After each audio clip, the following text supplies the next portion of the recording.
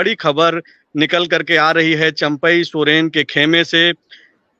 चंपई सोरेन ने झारखंड मुक्ति मोर्चा से इस्तीफा दे दिया है। तो जो खबरें लगातार निकल करके आ रही थी और यह माना जा रहा था कि चंपई सोरेन, अब जबकि सब कुछ स्पष्ट हो गया है कि वो बीजेपी में जा रहे हैं, ऐसे में वह इस्तीफा दे देंगे। अभी थोड़ी देर पहले की खबर है कि चंपई सोरेन ने झारखंड मुक्ति मोर्चा से इस्तीफा दे दिया है। खबरें जब तक हम लोग लेकर के आपके पास आ रहे हैं, हो सकता है कि हेमंत सोरेन की कैबिनेट से भी वो इस्तीफा दे दें या फिर कल राज्यपाल से मिलकर के वो इस्तीफा सौंपें। चंपई सोरेन को लेकर के पूरे राज्य भर में चर्चा है। वो दिल्ली से कोलकाता के जरिए जैसे वो सरायकेला लौटते थे, इस बार सीधे रांची पहुंचे हैं। अमित शाह से मुलाकात के बाद भव्य स्वागत किया गया एयरपोर्ट पे। उनका जो ना केवल अभी पार्टी बदलने का मन बदला और फैसला ही लिया, बल्कि अब वो सोशल मीडिया पे भाजपा की भाषा में बोलना भी उन्होंने शुरू कर दिया है। दूसरी तरफ सरायकेला, जहां से चंपई सोरेन जीत करके आते हैं, कोल्हान का टाइगर बोला जाता है उनको, उनके गढ़ में आज मुख्यमंत्री हेमंत सोरेन मौजूद रहे। रांची में चंपई सोरेन, सरायकेला में हेमंत सोरेन। लेकिन एक चर्चा जो सबसे ज्यादा रही आज दिन भर, वो हिमंता बिस्वा शर्मा की रही। दरअसल उन्होंने एक ऐसा खुलासा किया जिसको लेकर के ना केवल झारखंड बल्कि पूरे देश भर में जो है ये चर्चा का सवाल बन गया कि क्या वाकई में चंपई सोरेन के पीछे जो है हेमंत सोरेन ने कुछ लोगों को छोड़ रखा था। बाबूलाल मरांडी हो, हिमंता बिस्वा शर्मा हो या फिर बीजेपी के जो दूसरे बड़े नेता हैं, वो यह आरोप लगा रहे हैं कि चंपई सोरेन के पीछे जो है स्पेशल ब्रांच की टीम थी और दो लोगों को डिटेन करने की भी जो है खबरें आ रही है कि स्पेशल ब्रांच से जुड़े हुए दो जो है पदाधिकारियों को डिटेन किया गया है। तो आज हम लोग इस लाइव में यही चर्चा करेंगे कि कोल्हान टाइगर के गढ़ में हेमंत सोरेन का जाना, थोड़े दिन पहले भी वो जमशेदपुर गए थे, आज सरायकेला में ही घुस गए। और जब वो सरायकेला में थे तो चंपई सोरेन सीधे दिल्ली से रांची लौटे हैं। हिमंता बिस्वा शर्मा ने एक नया सवाल खड़ा कर दिया है। इन सारे बिंदुओं पे बातचीत करेंगे। सबसे पहला सवाल सनी से ही है, जो इस वक्त की बड़ी खबर से संबंधित है कि चंपई सोरेन का क्या लेटर आ गया है सनी बाहर? हाँ बिल्कुल, चंपई सोरेन ने सोशल मीडिया के जरिए जो पत्र झारखंड मुक्ति मोर्चा के अध्यक्ष शिबू सोरेन को लिखा है, वो पत्र जारी कर दिया है। और इस पत्र में इन्होंने जो कुछ भी लिखा है वो अपने दर्शकों को मैं पढ़कर बता दे रहा हूँ। उन्होंने झारखंड मुक्ति मोर्चा के अध्यक्ष को लिखा है और लिखा है, आदरणीय गुरुजी जोहार। मैं चंपई सोरेन झारखंड मुक्ति मोर्चा की वर्तमान कार्यशैली एवं नीतियों से विक्षुब्ध होकर पार्टी छोड़ने को विवश हूँ। अत्यंत ही दुख के साथ कहना पड़ रहा है कि आपके मार्गदर्शन में जिस पार्टी का सपना हम जैसे कार्यकर्ताओं ने देखा था एवं जिसके लिए हम लोगों ने जंगलों, पहाड़ों एवं गांवों की खाक छानी थी, आज पार्टी अपनी उस दिशा से भटक चुकी है। झारखंड मुक्ति मोर्चा मेरे लिए एक परिवार जैसा रहा एवं मैंने कभी सपने में भी नहीं सोचा था कि मुझे इसे छोड़ना पड़ेगा। लेकिन पिछले कुछ दिनों के घटनाक्रम की वजह से मुझे बहुत ही पीड़ा के साथ यह कठिन निर्णय लेना पड़ रहा है। आपके वर्तमान स्वास्थ्य की वजह से आप सक्रिय राजनीति से दूर हैं तथा आपके अलावा पार्टी में ऐसा कोई फोरम नहीं है जहां हम अपनी मन की पीड़ा को बता सकें। इस वजह से मैं झारखंड मुक्ति मोर्चा की प्राथमिक सदस्यता एवं सभी पदों से इस्तीफा दे रहा हूं। आपके मार्गदर्शन में झारखंड आंदोलन के दौरान तथा उसके बाद भी मुझे जीवन में बहुत कुछ सीखने का अवसर प्राप्त हुआ है। आप सदैव मेरे मार्गदर्शक बने रहेंगे। अतः आपसे विनम्र अनुरोध है कि मेरा इस्तीफा स्वीकार करने की कृपा करें। धन्यवाद, भवदीय चंपई सोरेन। ये चंपई सोरेन के पत्र में लिखे गए शब्द हैं। उन्होंने इस्तीफा दे दिया है।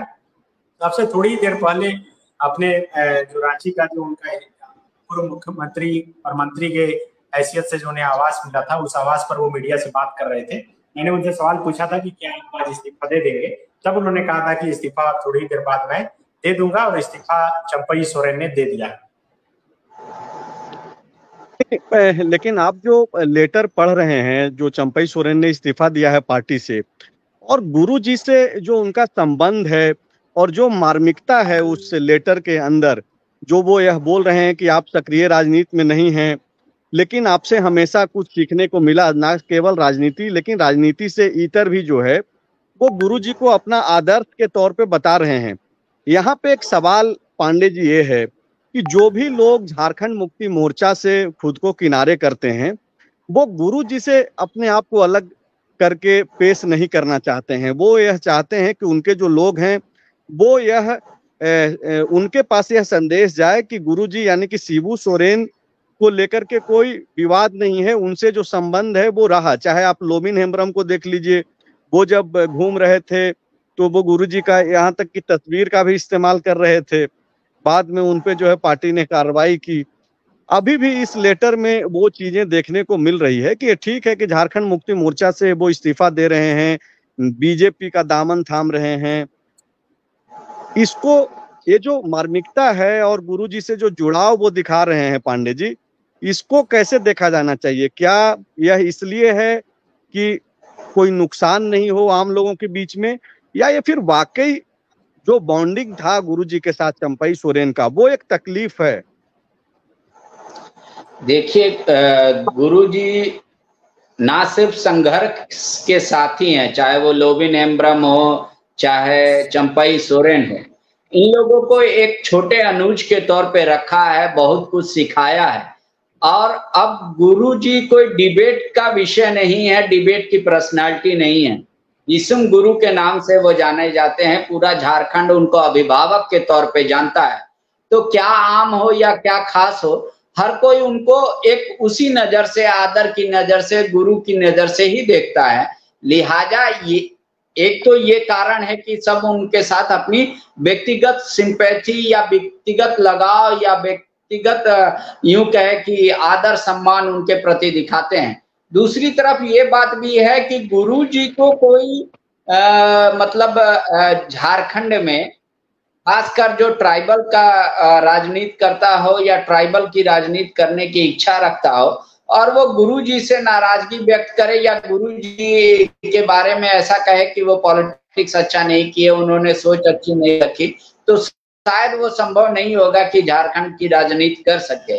लिहाजा ये दोनों कारण है, लेकिन सर्वाधिक कारण यही है कि सबको उन्होंने अपने छोटे अनुज की पाला और माना भी, सबको इतना स्नेह दिया, इतने बराबरी का दर्जा दिया, हर कोई को अपने साथ करीब बैठाया कि उनसे कोई खुद को अलग करना भी नहीं चाहता, भले वो उस पार्टी में हो या ना हो।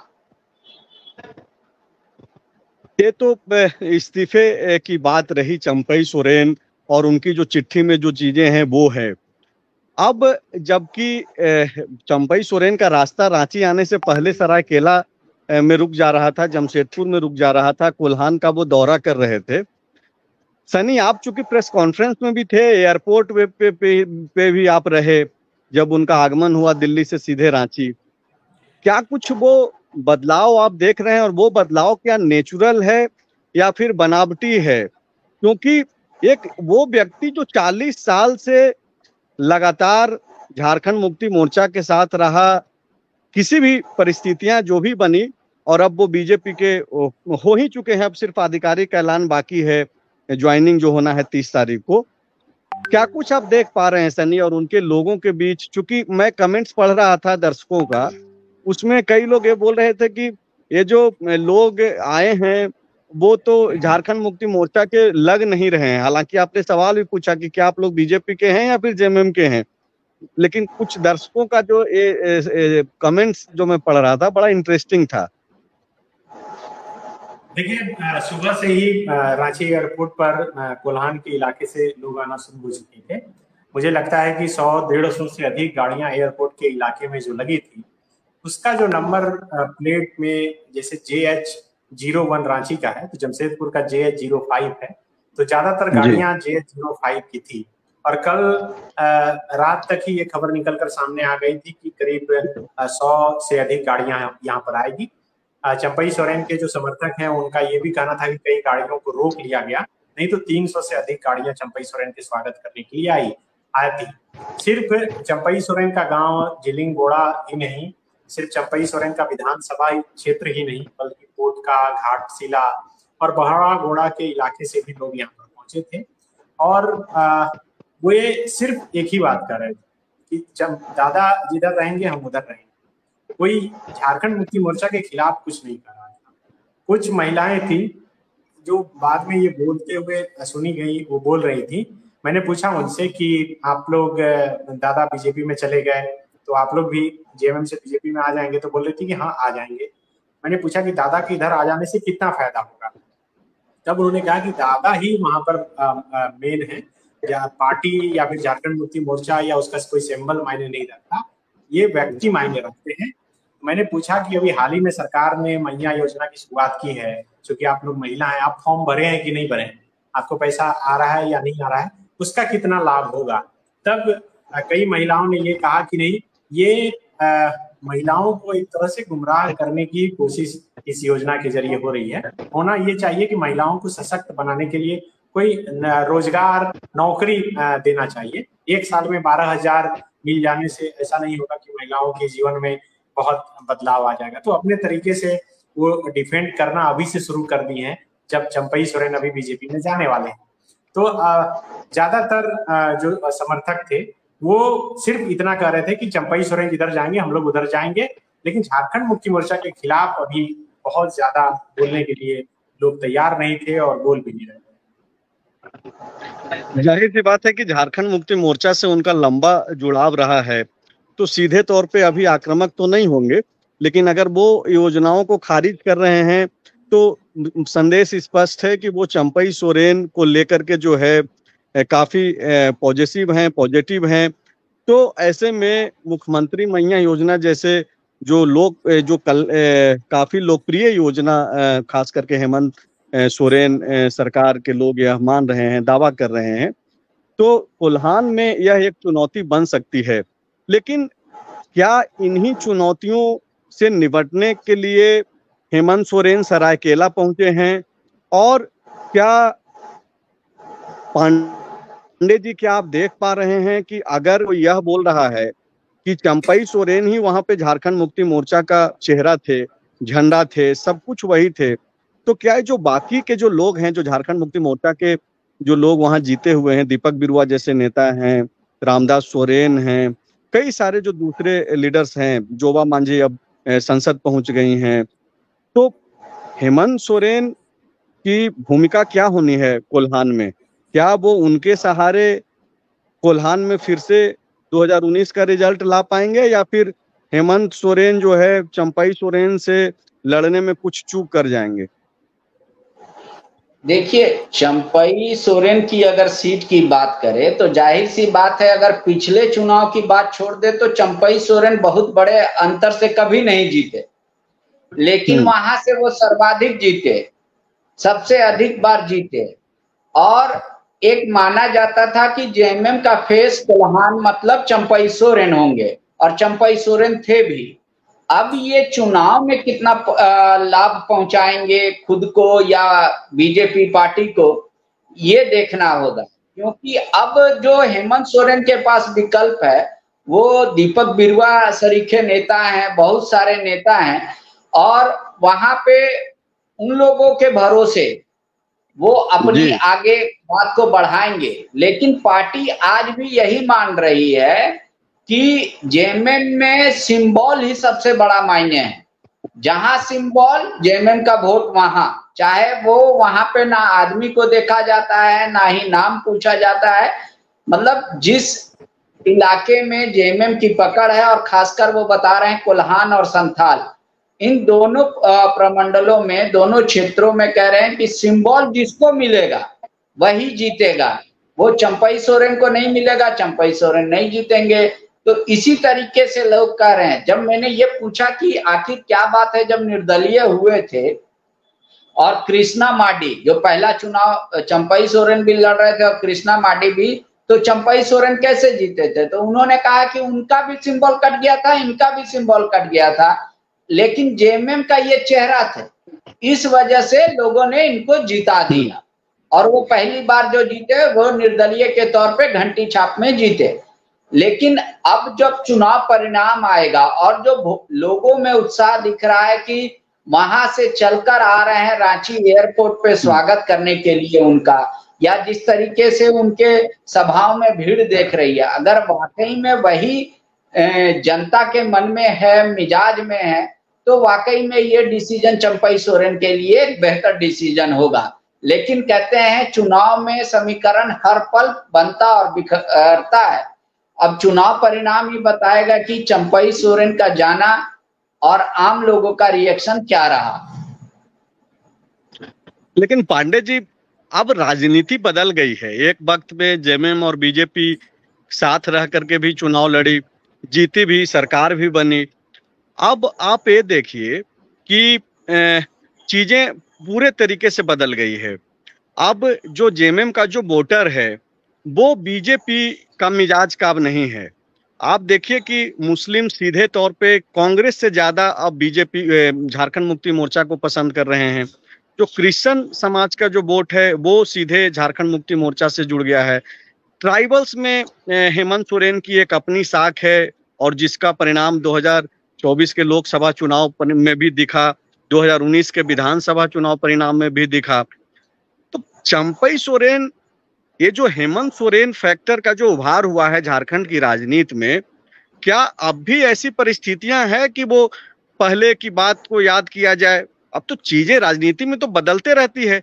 हाँ, चूंकि अब इसी में एक सवाल है कि चूंकि चीजें बदलते रहती है तो इस बार भी क्या बदल जाएगी या फिर जो हेमंत सोरेन का उभार है वो भारी पड़ेगा चंपई सोरेन पर? अब तो ये तो चुनाव परिणाम ही बताएगा। विश्लेषण जितनी मुंह उतनी जुबान हो सकती है, हर कोई अपने स्तर से इसका विश्लेषण कर सकता है। लेकिन एक बात याद करना चाहिए कि 2019 का विधानसभा का चुनाव सिर्फ और सिर्फ इस मुद्दे पर नहीं लड़ा गया था कि हेमंत सोरेन को सीएम बनाना है, बल्कि कई वोटर ऐसे भी थे जो वो कह रहे थे कि हम बीजेपी से नाराज हैं, रघुवर जी से नाराज हैं, इस वजह से हम वोट कर रहे हैं। और फर्स्ट टाइम आपका इसका एक उदाहरण भी देखने को मिला होगा कि रांची जैसे विधानसभा क्षेत्र में जहां पोलिंग ही 22 से 23% होती है, फिर भी बीजेपी के उम्मीदवार 50,000 मार्जिन से जीतते हैं। उसके बावजूद भी आप देख लीजिए कि जो उनकी वो मात्र 5,000 वोट कम लाई हैं। और इसी 5,000 जो वोट कम लाई थी, इतना टफ फाइट कर दिया था। तो एक एग्रेशन तो था ही तत्कालीन सरकार के खिलाफ। अब क्या वही एग्रेशन जो बीजेपी पैदा करना चाहती है आम लोगों के बीच में वर्तमान सरकार के खिलाफ, वो क्या हो पाएगा या नहीं हो पाएगा? हालांकि यूथ सरकार से नाराज है, यूथ अपनी बात को लेकर सड़कों पर है, एजिटेशन कर रहे हैं, कर्मचारी भी हैं, लेकिन चुनाव परिणाम क्या होगा ये कहना बहुत मुश्किल है। ये ठीक बात है पांडे जी की यूथ नाराज है और सड़कों पे है, रोजगार के मसले पे, नौकरी के मसले पे। लेकिन चुनाव के वक्त लोग बंट जाते हैं, वही यूथ एक वोटर हो जाता है और उसके मुद्दे बदल जाते हैं। कुछ जो है राज्य सरकार से सवाल करने लग जाते हैं और कुछ केंद्र से। तो नौकरी का जो मसला है वो बीजेपी हो या जेएमएम, दोनों जो है इस मोर्चे पे एक तरीके से कहा जाए तो उम्मीदों के अनुरूप खरा नहीं उतर पाए। सनी, अब सवाल यहीं पे है कि आप जो चंपई सोरेन को जो भीड़ पहुंची थी स्वागत करने, उसमें जो महिलाओं से आप बात कर रहे थे और खास करके आप मैया योजना को लेकर के सवाल कर रहे थे, मैया योजना का ही पैसा सरायकेला में देने मुख्यमंत्री हेमंत सोरेन आज पहुंचे थे। क्या लग रहा है आपको, हेमंत सोरेन तक पाएंगे? बिल्कुल, देखिए सरायकेला में मुख्यमंत्री हेमंत सोरेन का कार्यक्रम था और संयोग से चंपई सोरेन राजधानी रांची में थे और उनका स्वागत एयरपोर्ट पर हो रहा था। और मैया योजना की अलग अलग प्रमंडल वाइज जाकर मुख्यमंत्री हेमंत सोरेन का पहले से कार्यक्रम तय है कि वो जाएंगे और वहां से उस योजना के जो लाभार्थी हैं उनके खाते में पैसा चला जाएगा। एक बड़ा सा कार्यक्रम होगा और उसी के तहत ये कार्यक्रम हो रहा था। मैंने अभी थोड़ी देर पहले चंपई सोरेन के आवास पर एक मीडिया से वो बात कर रहे थे चंपई सोरेन। मैंने उनसे पूछा भी, चंपई सोरेन एक सवाल का जवाब देते हुए कह रहे थे कि आपने देखा कि एयरपोर्ट पर कितनी भीड़ थी, कितने लोग जो है स्वागत करने के लिए पहुंचे थे। तब मैंने उनसे पूछा कि आपके स्वागत में जरूर भीड़ थी, लेकिन ठीक उसी वक्त मुख्यमंत्री हेमंत सोरेन सरायकेला में थे, आपके इलाके में थे, और वहां पर भी बहुत भीड़ थी। तब उन्होंने कहा कि आप ही बता सकते हैं कि वहाँ भीड़ थी या नहीं थी। लेकिन जो लोग बता रहे हैं कि जिस हिसाब से भीड़ होनी चाहिए, शायद उस हिसाब से भीड़ नहीं हो पाई थी। आप देखिए, अभी जब से ये चंपई सोरेन का प्रकरण चल रहा है, तब से लेकर 2 बार हेमंत सोरेन कोल्हान इलाके में चले गए। एक तो अभी हाल ही में थोड़ी दिन पहले हेमंत सोरेन गए थे, जब निधन हुआ था उनकी बेटी का, वहाँ पे श्रद्धांजलि अर्पित करने के लिए गए थे, परिवार से मिलने के लिए गए थे, और उसके बाद फिर अभी गए हैं। और अभी आप देखिए कि दोनों का कार्यक्रम इस हिसाब से बन रहा है कि जिस दिन हेमंत सोरेन का कोई बड़ा कार्यक्रम रह रहा है, उसी दौरान चंपई सोरेन का भी बड़ा कार्यक्रम हो जा रहा है। अभी देखिए 30 अगस्त को चंपई सोरेन बीजेपी में शामिल होने वाले हैं। आज उन्होंने बताया कि बीजेपी प्रदेश कार्यालय में ही वे शामिल होंगे। और 30 अगस्त को ही रांची में मैया योजना का मुख्यमंत्री हेमंत सोरेन का भी कार्यक्रम है। तो आप देखिए कि जब ये मैया योजना की लॉन्चिंग थी पाकुड़ से, उसी दिन ये खबर आई कि चंपई सोरेन दिल्ली चले गए हैं और कई विधायकों के साथ चले गए। तो आप समझिए कि किस तरह से चंपई सोरेन, ठीक उसी समय चंपई सोरेन का नाम जोर शोर से सामने आ जा रहा है, जब मैया योजना को लेकर किसी प्रमंडल में मुख्यमंत्री का कार्यक्रम रह रहा है। तो कहीं ना कहीं कहा जा सकता है कि दोनों के बीच अब जो है झारखंड की पूरी पॉलिटिक्स फोकस्ड हो गई है। अब चंपई सोरेन भी विपक्ष की तरफ से, यहाँ के हिसाब से वो एक बड़ा चेहरा हो गया है। अब वो सीधे तौर पर जवाब देंगे हेमंत सोरेन का। और आपने शुरू में पांडे जी से एक सवाल किया था कि जो पत्र भी लिखा गया है उसमें गुरु जी के लिए भावनात्मक शब्दें लिखी गई है। ये सिर्फ चंपई सोरेन नहीं कर रहे। अभी मैं चंपई सोरेन के आवास से लौट रहा था, तो चंपई सोरेन के आवास पर चंपई सोरेन और गुरुजी की ही तस्वीर नहीं है। दूसरी बात, आप जरा गौर कीजिएगा कि चंपई सोरेन के बीजेपी में आने का बीजेपी के नेता जो स्वागत कर रहे हैं, उनका पहला लाइन यही है कि झारखंड मुक्ति मोर्चा के अध्यक्ष आदरणीय गुरुजी के हनुमान चंपई सोरेन, मतलब शिबू सोरेन को भाजपा भी सम्मान दे रही है और हेमंत सोरेन पर निशाना साध। ये अब झारखंड की पॉलिटिक्स का नेचर हो गया है। 2019 के चुनाव के बाद मुझे लगता है कि ये समझ में आ गया है कि शिबू सोरेन पर अटैक करने से नुकसान ही हो सकता है, इसलिए उनको छोड़कर और उसके बाद फिर कैसे निशाना बना के और फिर अपनी पूरी राजनीति करनी है। तो फिलहाल आज का दिन तो यही रहा कि चंपई सोरेन यहाँ थे और हेमंत सोरेन सरायकेला में थे। और लेकिन इस बीच जो सबसे बड़ा सवाल उभर करके आया और उसको लेकर के देश भर में चर्चा हो रही है सनी, कि क्या वाकई में हेमंत सोरेन ने चंपई सोरेन के पीछे जासूस लगा दिए थे। हिमंता बिस्वा शर्मा ने इसका खुलासा किया है। हिमंता लगातार अटैक कर रहे हैं और लगातार बड़े सवाल क्रिएट कर रहे हैं। अब आप देखिए कि हिमंता के ही पीछ पर जो है हेमंत सोरेन लौटते हुए नजर आ रहे हैं। हेमंत सोरेन का मैं एक ट्वीट पढ़ रहा था शाम में, जिसमें वो उसका जो सार था ट्वीट का, उसका कुल मिलाकर के यही था कि बीजेपी जो है झारखंड के मुसलमानों को बांग्लादेशी समझती है। तो बीजेपी की तो पूरी स्ट्रेटजी है कि इसी मुद्दे पे जो है वो चुनाव में जो है केंद्रित हो जाए। और अगर बीजेपी की ही पीछ पर हेमंत सोरेन लौट रहे हैं और हिमंता का जो है लगातार जो है अलग अलग समय पे अलग अलग मुद्दों को क्रिएट कर देना, इसको कैसे देखा जाना चाहिए। और पूरे दिन भर जो ये चर्चा रही और चंपई सोरेन को लेकर के बाबूलाल मरांडी से संबंधित यह खबर आ रही थी, सोशल मीडिया पे लोग लिख रहे थे कि बहुत नाराज हैं, पीएम से चले गए मिलने, अब आगे क्या होगा। लेकिन बाबूलाल मरांडी भी पीसी कर रहे हैं चंपई सोरेन के समर्थन में, और वो बोल रहे हैं कि भाई ये तो हनी ट्रैप करने की कोशिश थी।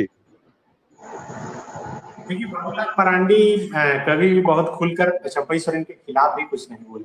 जब मुख्यमंत्री के पद से हटाया गया था उस वक्त जरूर तंजात्मक तौर पे उन्होंने कहा था कि कोल्हान टाइगर को चूहा बना दिया गया, लेकिन चंपई सोरेन के बीजेपी में आने की खबर के बाद से ही वे लगातार कहते रहे कि मैं ना आमंत्रण दूंगा और मैं स्वागत करूंगा, इस हिसाब से उनके बयान से ही ऐसा लग रहा था कि कहीं ना कहीं वो विरोध कर रहे हैं, लेकिन खुलकर उन्होंने भी कभी कुछ नहीं कहा।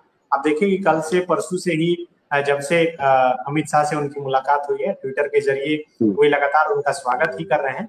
और प्रधानमंत्री नरेंद्र मोदी से जब कल उनकी मुलाकात हुई और उस मुलाकात के बाद अब तो खुलकर वो कह रहे हैं कि उनके आने से फायदा होगा, कोल्हान के इलाके में और ज्यादा फायदा होगा। कुछ लोग जो है वो थोड़ी नाराजगी है, मैं उन्हें मना लूंगा। मतलब वो कहना चाह रहे थे कि जो कैंडिडेट हैं जो पहले से तैयारी कर रहे थे, वो अगर नाराज हैं तो उन्हें अपने स्तर पर मना लिया जाएगा। जी बाबा, वही सवाल आपसे भी है कि क्या ये जो चीजें जो चल रही है, सनी सवाल का जवाब दूसरे तरीके से दे रहे थे, हिमंता बिस्वा शर्मा जो आरोप लगा रहे हैं, इस आरोप में अगर बहुत दम नहीं भी हो तो क्या एक राजनीतिक मुद्दा बन पाएगा कि चंपई सोरेन जैसे कद्दावर नेता जो अब तक कैबिनेट के मिनिस्टर भी हैं, उनके पीछे जासूस लगा देना, स्पेशल ब्रांच की टीम? और क्या ये पहली दफा इस तरीके की चीजें हो रही है? अगर होती भी है तो नहीं, इससे पहले भी जब सरकार यूं कहें कि सरयू राय ये आरोप लगा रघुवर दास जी की सरकार में हाँ कि हमारे ऊपर जासूस लगाया जा रहा है और वो हमारी जासूसी कर रहे हैं, तो ये पॉलिटिकल मुद्दा नहीं बनता। लेकिन जिस तरीके से चंपई सोरेन के आप्त सचिव ने मामला दर्ज करा दिया है, अब ये दिल्ली पुलिस इन्वेस्टिगेट कर रही है कि वो जो 2 स्पेशल ब्रांच के दरोगा गए थे, हालांकि आईजी का भी नाम प्रेस कॉन्फ्रेंस में बाबूलाल मरांडी ने लिया कि उन दोनों दरोगा ने ये कहा कि हाँ भाई, हम तो आदेश था इस वजह से कि कौन लोग आ रहे हैं, कौन मिल रहे हैं, उनका डिटेल देना है, तस्वीरें देनी थी। तो अब दिल्ली पुलिस इसको इन्वेस्टिगेट करेगी। लेकिन उन दोनों के साथ एक महिला का भी जिक्र आ रहा है कि उन दोनों पुलिस कर्मियों के अलावा एक महिला भी थी वहां पर, जिस पर बाबूलाल मरांडी ने भी सवाल उठाया और हिमंता बिस्वा शर्मा ने भी। तो ये दोनों ये कह रहे हैं कि क्या हनी ट्रैप करने का भी कोई प्लान था क्या? आखिर क्यों सरकार किसी कैबिनेट मिनिस्टर की और अपने ही कैबिनेट मिनिस्टर की जासूसी कराना चाह रही थी? और हालांकि मैंने जब ये पूछा कि जो भी कैबिनेट मिनिस्टर रांची से दिल्ली जाता है खासकर, तो दिल्ली में जो झारखंड भवन है वहां से उनको स्पेशल ब्रांच और सिक्योरिटी फोर्सेस वगैरह मिलती है। तो अगर वहां से भी चाहती तो सरकार इकट्ठा कर सकती थी। उनके साथ हमेशा स्पेशल ब्रांच रहता है, कैबिनेट मंत्री हो या राज्य के मुख्यमंत्री हो, फिर अलग से 2 भेजने का क्या कारण है? तो अब इन दोनों का बयान जिस तरीके से बताया जा रहा है कि दिल्ली पुलिस लेना चाहती है दोनों जो दरोगा हैं स्पेशल ब्रांच के, तो लेकिन बाबूलाल मरांडी कह रहे हैं कि ऐसा ही नहीं है, सरकार जजेस के भी खिलाफ जासूसी करा रही है और इसी वजह से इस पूरे मामले की एक सिटिंग जज से जांच होनी चाहिए कि क्या वाकई में ये मामला इस तरीके से जिस तरीके से बताया जा रहा है। और चंपई सोरेन ने खुद ही आपत्ति दर्ज कराई है, तभी तो मामला दर्ज कराया है। तो क्या इसका पूरा मैटर का इन्वेस्टिगेशन होना चाहिए कि सरकार किनका किनका जासूसी करा रही है। बतौर विपक्ष के नेता होने के नाते अमर बावरी ने भी कहा कि सरकार के खिलाफ जो भी कोई आवाज उठाता है, चाहे वो बोलता है, लिखता है, पढ़ता है या फिर कोई भी आदमी हो, तो सरकार उसकी जासूसी कराने में लग जाती है और ये प्राइवेसी का हनन है, निजता का हनन है और इसकी वजह से इस पूरे मामले का प्रॉपर इन्वेस्टिगेशन होना चाहिए। संभवतः जो जानकारी है कि इसको लेकर राज्यपाल से भी शिकायत की जाएगी और राज्यपाल को पूरे मैटर से अवगत कराया जाएगा। हालांकि बीजेपी कह रही है कि एक सिटिंग जज से जांच हो जाए, फिलहाल दिल्ली पुलिस इसका इन्वेस्टिगेट करेगी, मामला तो दर्ज हो ही जाएगा। बाबा, लेकिन 2 चीजें हैं, एक तो है कि नीतिगत क्या ये सही है, दूसरा कि क्या ये नैतिक तौर पे भी सही है। लेकिन इन दोनों सवालों का मौजूदा राजनीति में बहुत जगह नहीं बन जाता है, खास करके पॉलिटिक्स में। जो कानूनी जो इस पे एस्पेक्ट्स होगा उस पे तो प्रशासन अपने हिस्से का काम करेगी, लेकिन एक सवाल यहाँ पे अब जो महत्वपूर्ण उठ रहा है, आपकी जो बातों को मैं समझ पा रहा हूँ, इसका मतलब ये है कि सनी कुछ बोलना चाह रहे हैं, मैं सवाल पहले बोल दे रहा हूँ, आप समझ लीजिए कि इसका मतलब यह है कि संदेह के घेरे में पहले ही आ गए थे चंपई सोरेन, हेमंत सोरेन की नजर में, और जब ये स्पेशल ब्रांच के लोगों को लगाया गया, पहले से भी नजर रखा जा रहा होगा। और चूंकि हिमंता बिस्वा शर्मा ने भी कह दिया कि वो 6 महीने पहले से जो है उनसे संपर्क में थे, तो क्या ये बातचीत और क्या इसकी भनक जो है जेल में रहते हुए भी हेमंत सोरेन को लग गई थी? यही वजह है कि जेल से लौटने के तुरंत बाद कोई देरी नहीं किया गया और आनन फानन में जो है सत्ता का हस्तांतरण किया गया। सनी, 30 तारीख को जेएमएम इस पूरे मुद्दे पर अपनी पहली बार आधिकारिक राय रखेगी। 30 तारीख को प्रेस कॉन्फ्रेंस किया जाएगा जेएमएम के तरफ से, और वो क्या कारण थे, क्या चंपई सोरेन के का जो आरोप है उस पे जेएमएम अपना पक्ष रखेगी। लेकिन हिमंता कह रहे हैं कि हो सकता है कि फोन जो है टैप किया जा रहा हो, तो इस तरीके के इल्जाम लगते रहते हैं। चूंकि अब तो राजनीति है, अब सत्ता बहुत आम बात है, सिस्टम जो है अपने तरीके से काम करती है, चाहे वो सरकारें किसी की भी हो। पत्रकारों का फोन टैपिंग, नेताओं का फोन टैपिंग, हमेशा इस तरीके के सवाल जो है उठते रहते हैं। सनी, आपसे वही सवाल है जो मैं पांडे जी से कर रहा था, क्या वाकई में हेमंत सोरेन को जेल में रहने के दौरान ही यह खबर की भनक लग गई थी कि चंपई सोरेन संपर्क में है, जैसा कि हिमंता ने खुद से स्वीकार किया है, और स्पेशल ब्रांच के द्वारा नजर रखना ये भी एक तरीके से अब स्पष्ट कर रहा है? देखिए, इसमें दो बात, पहले तो फैक्ट पर बात कर लेते हैं। आज जो हेमंता बिस्वा शर्मा ने प्रेस कॉन्फ्रेंस करके जो बातें कही, उसके जवाब में झारखंड पुलिस मुख्यालय की तरफ से एक बयान आया है। उस बयान के जरिए पहले बताया गया है कि जिन 2 दरोगा को गलतफहमियों के कारण वहां पर कस्टडी में लिया गया था, उन्हें छोड़ दिया गया है। झारखंड पुलिस मुख्यालय ने जो प्रेस रिलीज जारी किया है उसके अनुसार ये बताया गया कि वहां जो है झारखंड भवन में स्पेशल ब्रांच के पदाधिकारी रहते हैं। वो जो लिखा है वो हम बता दे रहे हैं कि इन्होंने कहा है कि पारंपरिक तौर पर दिल्ली एवं अन्य राज्यों में विशेष शाखा झारखंड रांची की टीम झारखंड संबंधित राजनीतिक, आर्थिक, सामाजिक एवं अन्य महत्वपूर्ण विषयों पर आसूचना संकलन प्रत्यक्ष एवं परोक्ष रूप से करती है। सुरक्षा श्रेणी से आच्छादित गणमान्य व्यक्तियों को सुरक्षा प्रदान करने में भी विशेष शाखा झारखंड रांची की टीम का योगदान रहता है। दिल्ली में झारखंड पुलिस के 2 अवर निरीक्षक स्तर के पदाधिकारियों के निरुद्ध किए जाने से संबंधित विभिन्न मीडिया, सोशल मीडिया एवं अन्य स्रोतों से प्राप्त समाचारों के घटनाक्रम में भी दोनों पुलिस अवर निरीक्षक अपने इसी कार्य निर्वहन के दौरान गलतफहमी के कारण चिन्हित हुए। इस संबंध में कतिपय माध्यम से समाचार प्रसारित किया जा रहा है कि किसी व्यक्ति विशेष की निगरानी की जा रही है, जबकि वास्तविकता में उक्त पुलिस पदाधिकारी सुरक्षा व्यवस्था के लिए वहां प्रतिनियुक्त किए गए थे। इस संबंध में सभी संबंधित जांच संस्थाओं, एजेंसियों को सूचना एवं सारी जानकारी उपलब्ध करा दी गई है। वस्तु स्थिति स्पष्ट होने के बाद उक्त पदाधिकारियों को मुक्त कर दिया गया है।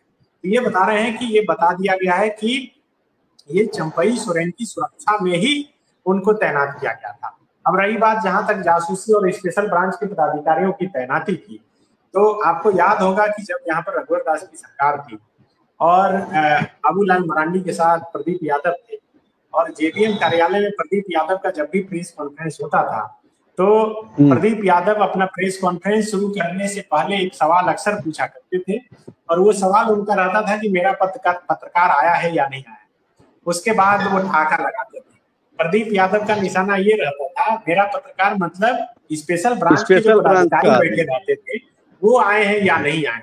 मुझे लगता है कि हम और आप ये सभी जानते हैं कि झारखंड में राजधानी रांची में 100 से अधिक जो स्पेशल ब्रांच के जो पदाधिकारी हैं वो सादे निवास में हमेशा घूमते रहते हैं, सबकी अलग अलग चौक पर, अलग अलग जगह पर पोस्टिंग है, वो गुप्त रूप से सूचना संकलन करके सरकार तक पहुंचाते हैं। या कहीं प्रदर्शन होने वाला है, कुछ गलत होने वाला है, कहीं गलत कोई कर रहा है, तो इसकी सूचना एकत्रित करके दी जाती रहे। तो चंपई सोरेन का मामला चूंकि अचानक से आया और जाहिर सी बात है कि ये सरकार से जुड़ा हुआ मसला है, तो सरकार को सुरक्षित रखने के लिए स्पेशल ब्रांच के पदाधिकारी जरूर एक्टिव हुए होंगे, लेकिन जिस हिसाब से पुलिस मुख्यालय की तरफ से ये प्रेस रिलीज जारी किया गया है, वो कहीं ना कहीं इस ओर इंगित कर रहा है कि जरूर कुछ तो जो नियम है, जो लीगल प्रोसेस है, उससे हटके हो रहा था। और यही वजह है कि त्वरित प्रतिक्रिया भी जो है सामने आ गई है। अब इस मामले में पुलिस मुख्यालय बिल्कुल स्पष्ट कर रहा है कि नहीं, जो लोग पकड़े गए थे वो छोड़ दिए गए हैं और ये किसी की जासूसी नहीं कर रहे थे, बल्कि उनकी सुरक्षा में ही तैनात थे। ये सवाल भी चंपई सोरेन से एयरपोर्ट पर भी किया गया और जब उनके आवास पर जब वो मीडिया से बात कर रहे थे तो वहां भी किया गया। दोनों जगह उन्होंने कहा कि किसी से डरने वाले नहीं, क्योंकि वो कुछ गलत नहीं करते हैं। आप जासूसी करवाइए या कुछ और करवा लीजिए, वो कुछ मिलने वाला नहीं। चलिए, अब लाइव काफी लंबा तो होता नहीं है। अगर कोई भी स्पेशल ब्रांच का हो या बॉडीगार्ड हो, कोई भी अगर जिसको भेजा जाता है तो वो जाके संबंधित अधिकारी से मिलता है और वो कहता है कि सर हम फलना डिपार्टमेंट से आए हैं, ये मेरा कमान रहा और हम आपकी सुरक्षा में हैं। तो अगर ये बात सुरक्षा में जाना और नजर रखना, पांडे जी, सुरक्षा में जाना और नजर रखना ये दो अलग अलग बातें हैं। लाइव काफी अब लंबा हो गया है और मुझे लगता है कि अब जो है इसे समाप्त कर देना चाहिए, क्योंकि राजनीति है, नैतिक अनैतिक